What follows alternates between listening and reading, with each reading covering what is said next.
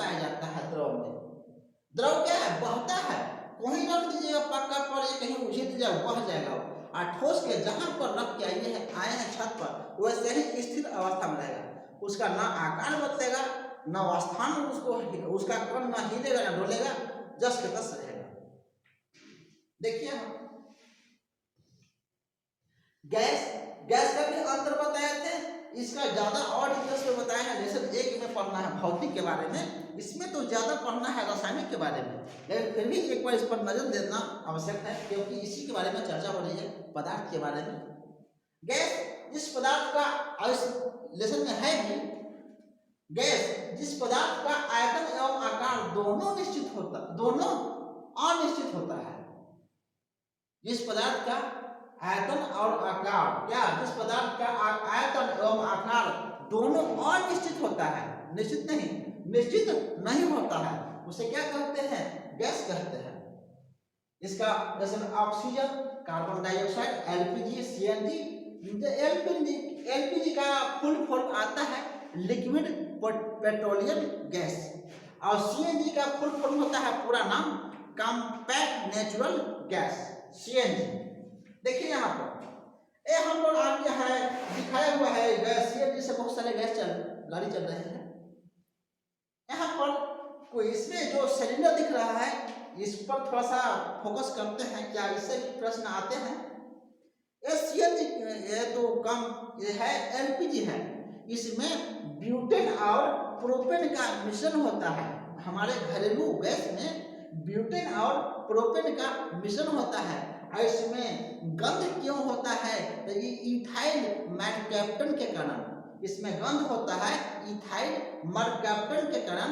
जैसे इसमें से रिसाव होगा, नाक में जाएगा तो महक लगेगा, तो लगेगा कि आपको मेरा गैस खुला हुआ है, इथाइल मरकैप्टन के कारण। और ये क्या है, ये गैस में क्या होता है, ये कितना लड़के मारते हैं, इसमें मेथेन होता है, मेथेन नहीं, इसमें ब्यूटेन और प्रोपेन होता है। लाइटर होता है जो सिगरेट पीने वाला लाइटर, उसमें भी होता है, क्या भरा हुआ रहता है, ब्यूटेन और प्रोपेन भरा हुआ होता है। आगे चलते हैं, नेक्स्ट चलते हैं। देखिए इसमें वाटर था, और वाटर को क्या किया गया है, वो गैस नीचे से हीट देके इसको वाष्प में परिवर्तन किया गया है, यही गैस है। एलपीजी लिक्विड पेट्रोलियम गैस, द्रवीभूत petroleum gas. CNG compressed natural gas, इसका पूरा नाम संपीड़ित प्राकृतिक गैस। संपीड़ित बने पूरा करके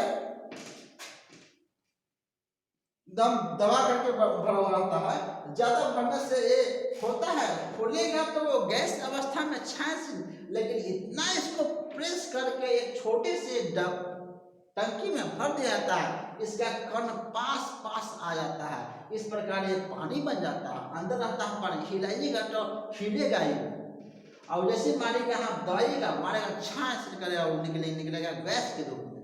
लेकिन होता है इसका कण इतना दूर जैसे निकलेगा तो कण फैल गया, और जब पानी के रूप में यानी कि द्रव के रूप में दो विधि से कर सकते हैं। एक तो पूरा चपका करके गैस को पूरा चपका दिए, यानी कि कंप्रेस करेंगे तो सबका गैस का अणु आपस में सट जाएगा, और सटेगा तो क्या हो जाएगा, वो पानी में बदल जाएगा, द्रव हो गया। या तो फिर ऐसे उसको ठंडा करके उसका टेम्परेचर को एकदम लो कर दीजिए, एकदम ठंडा लो, टेम्परेचर लो हो जाएगा तो ऑटोमेटिक वो जम जाएगा, इस प्रकार ठोस बन जाएगा, द्रव बन जाएगा। ये हीट करके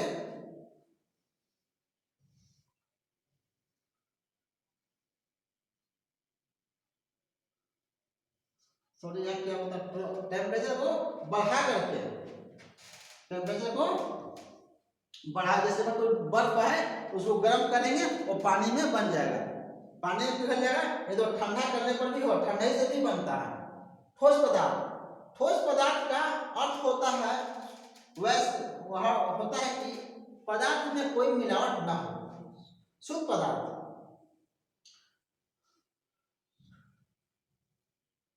शुद्ध पदार्थ। शुद्ध पदार्थ उसे कहते हैं, शुद्ध पदार्थ का अर्थ होता है कि पदार्थ में कोई मिलावट ना हो। जैसे में कॉपर है, कॉपर है, सोना है, और सोना से बना हुआ आभूषण उसमें मिलावट हो गया। किस चीज का मिलावट?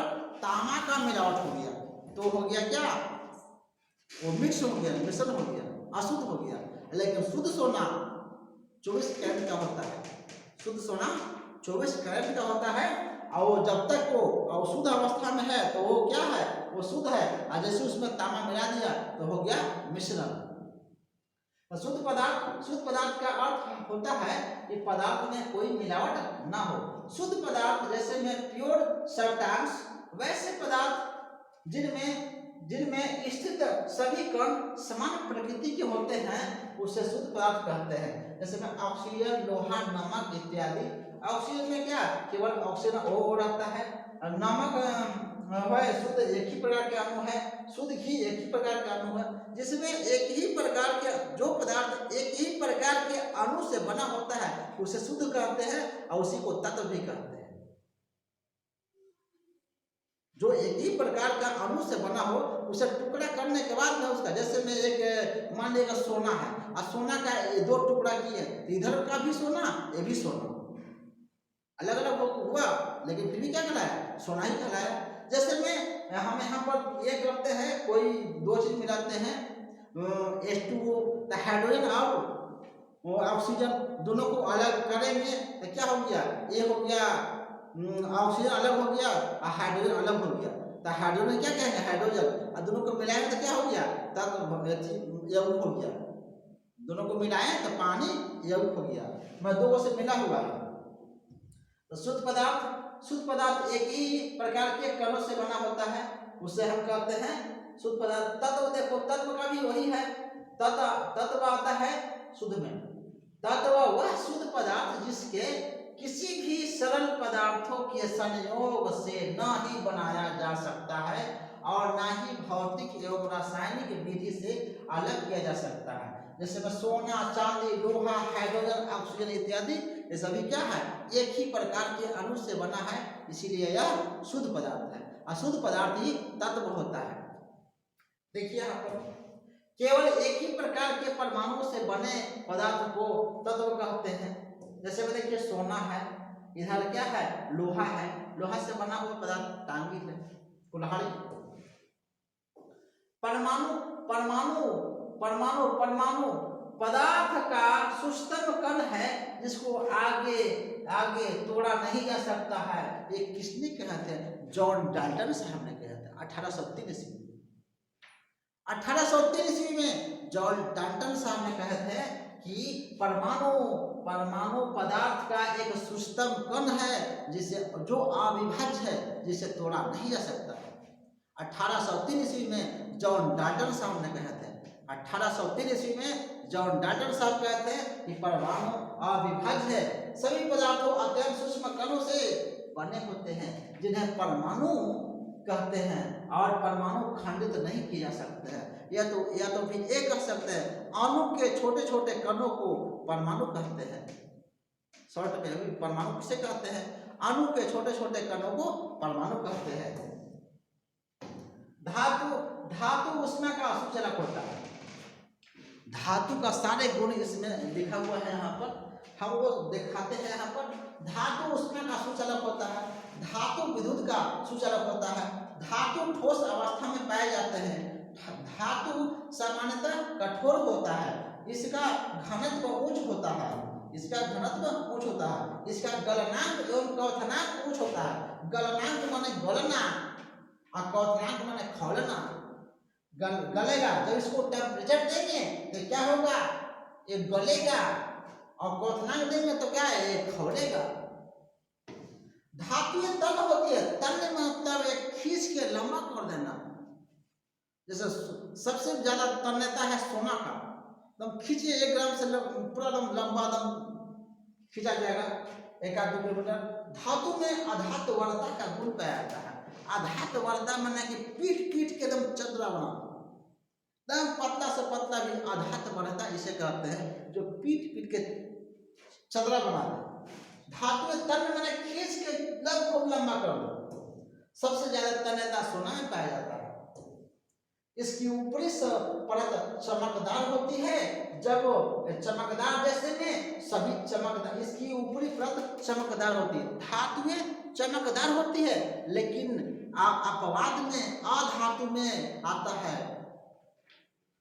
NaCl, आयोडीन और क्या नमक चमकदार होता है, और ग्रेफाइट अधातु है, ये भी चमकदार होते हैं। लेकिन धातु का हल्का सा गुण है, लेकिन धातु वो नहीं है, अधातु है। और अधातु होते हुए भी ग्रेफाइट धातु का हल्का सा गुण रखता है। क्या रखता है गुण?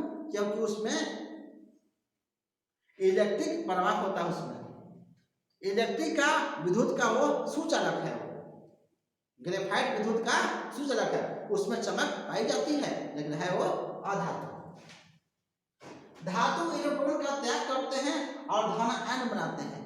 धातु इलेक्ट्रॉन का त्याग करके धन आयन बनाते हैं। अधातु के गुण देखिए यहाँ पर।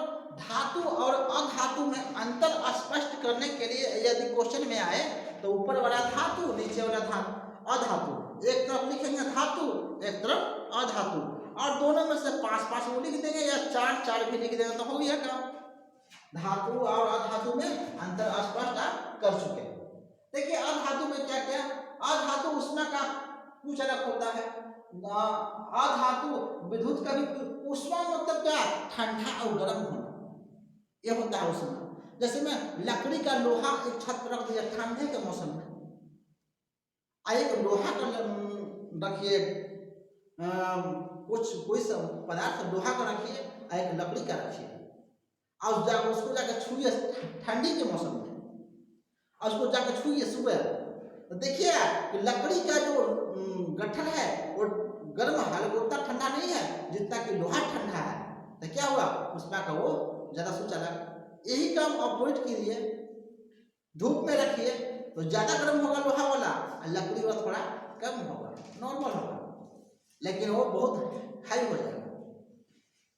अधातु इसी कहते हैं उष्मा का कुचालक चाहे सुचालक। अब देखिए एक बात और, उष्मा का एक लोहा का छड़, जिसमें खाना पकाते हैं हम लोग, खाना पका रहे हैं, मसाला भूज रहे हैं, और छोलनी को डाल दिए और उसी में छोड़ दिए। छोलनी क्या होगा, जाकर छुइएगा, वहां से चल करके ऊपर तक डंडा, वो उसका छोलनी का कलछुल का डंडा ऊपर तक हो जाएगा गर्म, छुइएगा हाथ जल जाएगा। लेकिन वो लकड़ी का वो अगर है चलाने वाला, तो उसको से उससे नीचे से गर्म होगा, ऊपर तक नहीं आएगा, यानी उससे चल के ऊपर नहीं आएगा। और लोहा के कार है, धातु का आएगा, नीचे से चल के ऊपर चले आएगा वो, और ऊपर पूरा डंडी में मन की दिख जाएगा, फिट हो जाएगा। इसी को कहते हैं धातु उष्मा का कुचालक होता है। अधातु उष्मा का कुचालक, धातु उष्मा का सुचालक, और विद्युत का भी सुचालक। धातु विद्युत का सुचालक और उष्मा का भी सुचालक। और यहाँ क्या है, अधातु उष्मा का कुचालक, और अधातु विद्युत का भी कुचालक। अधातु ठोस, द्रव एवं गैस तीनों अवस्था में पाए जाते हैं।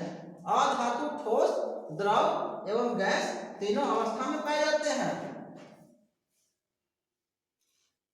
अधातु सामान्यतः मुलायम होते हैं, इसका घनत्व निम्न होता है, इसका घनत्व में गाढ़ापन निम्न होता है, इसका गलनांक एवं कथनांक भी निम्न होता है। अधातु में क्या कुछ होता है, अधातु तन नहीं होता है, तोड़िएगा फुट टूट जाएगा। अधातु में आधातु परता का गुण नहीं पाता है, एक हथौड़ी मारेगा तो चकनाचूर हो जाएगा, ये होता है अधातु। इसकी ऊपरी परत पर चमकदार नहीं होती है, इसकी ऊपरी परत चमकदार नहीं होती है। जब यह कठोर सतह से टकराती है तो टन टन का आवाज उत्पन्न नहीं करता है, लेकिन धातु क्या करता है, टन टन कर आवाज उत्पन्न करता है। अधातु इलेक्ट्रॉन का ग्रहण करके ऋण आयन बनाते हैं, अधातु इलेक्ट्रॉन का ग्रहण करके ऋण आयन बनाते हैं, लेकिन धातु इलेक्ट्रॉन का ग्रहण करके धन आयन बनाते हैं। उपधातु पहले ही बताया कि उपधातु है, इसका शॉर्टकट बताया था क्या, उपधातु वैसे तत्व जिनमें धातु एवं अधातु दोनों के गुण पाए जाते हैं उसे उपधातु कहते हैं। उपधातु की संख्या 7 होती है। Boron, silicon, germanium, arsenic, antimony और टेल्यूरियम, पोलोनियम, ये 7 उपधातु हैं। कार्बन, एल्युमिनियम, सेलेनियम, फ्लोरीनियम और एस्टेटिन को भी कुछ सीमा तक उपधातु कहा जाता है। इसको क्या कहते हैं, हम शॉर्ट में लिखवाए थे, यहाँ पर ट्रिक लिखवाए थे, सभी को याद करने क्या, ये था एंटी पार्टी, एंटी पार्टी सब, एंटी पार्टी सब आजा, ये याद करने का ट्रिक है, ट्रिक है एंटी पार्टी सब आजा, कभी नहीं भूलेगा। ए से एंटीमोनी, पी से पोलोनियम, टी से टेल्यूरियम और स से सिलिकॉन, बी से बोरॉन, ए से आर्सेनिक और जे से जर्मेनियम, जैसे जर्मेनियम, ये सब याद हो गया। एंटी पार्टी सब आजा में पूरा याद हो गया ये ट्रिक से। ए से एंटीमोनी, प से पोलोनियम, ट से टेल्यूरियम, स से सिलिकॉन, ब से बोरॉन, अ से आर्सेनिक और ज से जर्मेनियम, 7 उपधातु याद है। एंटी पार्टी सब आजा, ये हो गया आपका ट्रिक, तो सब याद हो गया ये। नेक्स्ट पढ़ते हैं,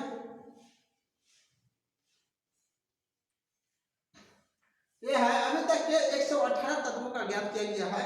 ये सब यह है हाइड्रोजन, हीलियम, लिथियम, ये सभी को याद कीजिएगा। देखिए 100 गया कि आजकल मतलब कि अभी तक कितने तत्व ज्ञात किया गया है, टोटल 118 तत्व को ज्ञात किया गया है आवर्त सारणी में। ये देखिए आवर्त सारणी के कुल तत्वों की संख्या कितनी है, 118। अधातु तत्व की संख्या कितना है, 91। अधातु तत्व की संख्या कितना है, 20। और उपधातु की संख्या के कितना, 7। लूसेंट में दिया हुआ है कुल तत्वों की संख्या 118, अधातु तत्वों की संख्या 91 और अधातु तत्वों की संख्या 27। ये लूसेंट का कहना है। यौगिक क्या है, देखिए यौगिक जब 2 या 2 से अधिक तत्वों को एक निश्चित अनुपात में, जब 2 या 2 से अधिक तत्वों को एक निश्चित अनुपात में मिलाते हैं तो उसे यौगिक कहते हैं, और अनिश्चित अनुपात में मिलाएंगे तो मिश्रण बनेगा। जब 2 या 2 से अधिक तत्वों को जब निश्चित अनुपात में मिलाएंगे तो वह यौगिक बनेगा, और जब 2 या 2 से अधिक तत्वों को अनिश्चित अनुपात में मिलाएंगे तो वह मिश्रण बनेगा। ये देखिए यौगिक कहते हैं, जैसे कार्बन और ऑक्सीजन, कार्बन और ऑक्सीजन, कार्बन का क्या है, कार्बन और ऑक्सीजन क्या बन गया, कार्बन डाइऑक्साइड। कार्बन का 1 अणु और ऑक्सीजन का 2 अणु, इसका अनुपात क्या होता है, इसका अनुपात हो गया 1:2, यानी कि C का 1 अणु और O का 2 अणु, यही हो गया 1:2 कार्बन डाइऑक्साइड। आगे देखिए कार्बनिक यौगिक, यौगिक 2 प्रकार के, कार्बनिक यौगिक और अकार्बनिक यौगिक। कार्बनिक यौगिक किसे कहते हैं, उसके बाद में देखेंगे अकार्बनिक यौगिक। जंतु तथा वनस्पति स्रोतों से प्राप्त यौगिक को कार्बनिक यौगिक कहते हैं। प्रोटीन, वसा, चीनी इत्यादि वैसे यौगिक जिनको कार्बन उपस्थित होता है उसे कार्बनिक यौगिक कहते हैं। वैसे यौगिक जिसमें कार्बन उपस्थित होता है उसे कार्बनिक यौगिक कहते हैं। Note, carbon dioxide, carbon monoxide, कार्बोनेटो और कार्बन बाइकार्बोनेटो इत्यादि को छोड़कर अकार्बनिक यौगिक इनऑर्गेनिक कंपाउंड, वैसे यौगिक जो भू प्रॉपर्टी या भूमि से प्राप्त होते हैं उन्हें अकार्बनिक यौगिक कहते हैं। वैसे यौगिक जो भूपटपटी या भूमि से प्राप्त होते हैं उन्हें अकार्बनिक यौगिक कहते हैं। Sodium sulphate, sodium chloride, calcium sulphate इत्यादि। मिश्रण किसे कहते हैं? जब दो या दो से अधिक शुद्ध पदार्थों को एक साथ मिलाया जाता है तो प्राप्त नए पदार्थ को मिश्रण कहते हैं। इसमें पदार्थ के कण अलग अलग प्रकृति के होते हैं, जैसे चीनी जल नमक शरबत बन गया, नाइट्रोजन ऑक्सीजन कार्बन डाइऑक्साइड जल वाष्प वायु बन गया।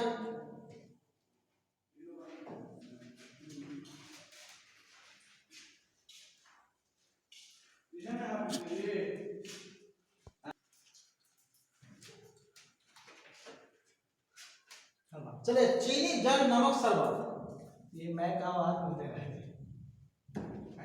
हम नहीं बोल यहाँ पे नहीं बोलते ना। जल वाष्प वायु।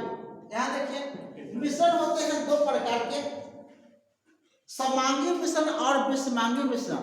यहाँ देखिए विषमांगी मिश्रण,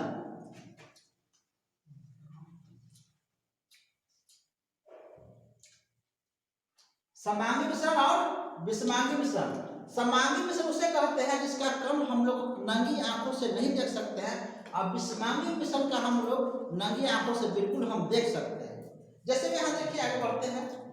समांगी मिश्रण वह मिश्रण जिसमें उपस्थित सब अवयवी कणों का संघटन सभी जगहों समान होता है, उसे समांगी मिश्रण कहते हैं। जैसे चीनी और पानी का मिश्रण, नमक और पानी का मिश्रण, ये सब समांगी मिश्रण है। इसे नंगी आंखों से हम नहीं देख सकते हैं और ये अस्थाई होता है। कभी भी ये हमेशा जब घोल के रख दीजिएगा तो हमेशा वैसे ही 10 के 10 रहेगा। ऐसा नहीं कि दो भाग में बढ़ जाएगा, जो है वही रहेगा। उसी कहते हैं समांगी मिश्रण, ये अस्थाई होता है। समांगी मिश्रण के कणों को आंखों द्वारा देखा नहीं जा सकता है, इसके कणों को एक दूसरे से अलग नहीं किया जा सकता है। जैसे शरबत इत्यादि, ये अस्थाई होता है समांगी मिश्रण। आइए विषमांगी मिश्रण आते हैं। वह मिश्रण जिनमें उपस्थित अवयवी कणों का संघटन सभी जगह समान रूप से नहीं रहता है, यानी कि असमान रूप से रहता है, उसे नंगी आंखों से देख सकते हैं। जैसे बालू और पानी का मिश्रण, तेल और पानी का मिश्रण, इसे ये अस्थाई होता है। अगर पानी और नमक को रख देते हैं, पानी और बालू को, तब बालू नीचे बैठ जाएगा, पानी ऊपर हो जाएगा, आराम से उसे पृथ्वीकरण भी किया जा सकता है। और रह गया तेल का और पानी का मिश्रण, तेल पानी के ऊपर सतह पर बैठ जाएगा और पानी नीचे चला आएगा, और इस प्रकार वो दोनों अलग अलग हिगड़ जाएगा। स्पष्ट आंखों से आप देख सकते हैं उसे। देखिए यहाँ इसके कणों को एक दूसरे से अलग किया जा सकता है बहुत आसानी से। गलती जल, पानी में चौक, कीचड़ इत्यादि, ये सब अस्थायी होता है। जहां रखिएगा वो दो भाग में बढ़ जाएगा, ऊपर का ऊपर, नीचे का नीचे। आगे बढ़ते हैं। पदार्थ का भौतिक वर्गीकरण, ठोस, द्रव और गैस। अब मिलते हैं नेक्स्ट वीडियो में। यहाँ तक आज के लिए जय हिंद।